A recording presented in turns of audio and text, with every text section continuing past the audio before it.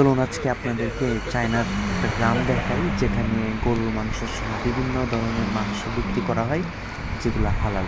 তো আমরা যেহেতু হালাল খাবার খাইতে চাই, এই কারণে একটু কষ্ট করতে হয়, বিভিন্ন জায়গায় যাইতে হয়। তো এটা আমার ইউনিভার্সিটি থেকে অনেকটা দূরে, আমি সহ অনেকে আসছি, মানে যারা মুসলিম। বিভিন্ন জায়গায় তো যাই খুঁজে, যেগুলো হালাল খাবার পাওয়া যায়। তো এখানে আমরা যে দেখতে পাচ্ছি, এগুলো সবই হচ্ছে হালাল গরুর মাংস। তারা বিক্রি করতেছে, এভাবে টানায় রাখতেছে, মানে এভাবে টানায় রাখে। এখান থেকে পছন্দ হইলে, আপনার দর দামে যদি পছন্দ হয়, তাহলে আপনি যাবেন ভিতরে গিয়া কত কেজি নিবেন। মানে এখানে হচ্ছে গরুর মাংসের বিষয়টা হচ্ছে ভুঁড়ি আলাদা, তারপর কিনতে পারবেন। তারপরে হচ্ছে কলিজা আলাদা, সলিড মাংস আলাদা কিনতে পারবেন।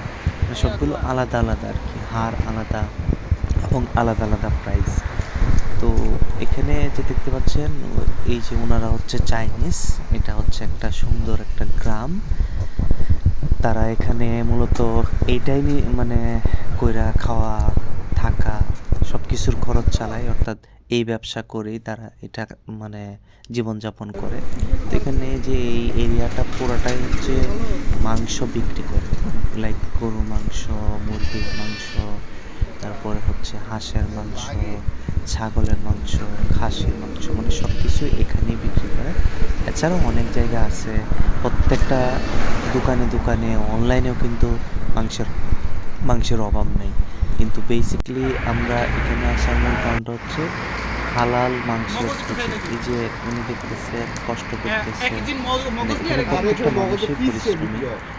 মানে ভুঁড়ি বা কোনো কিছু মানে করতেছে আর কি, গরম করতেছে। তো এদিক থেকে আমরা দেখতেছি একজন মানুষ কাজ করতেছে, উনিও মুসলিম, কিন্তু রোজা রাখে নাই, মানে মাংস করতেছে আর কি, সিস্টেম করতেছে। তো এই আসলে গ্রামগুলা দেখতে তো আমাদের বাংলাদেশের গ্রামগুলোর মতো না।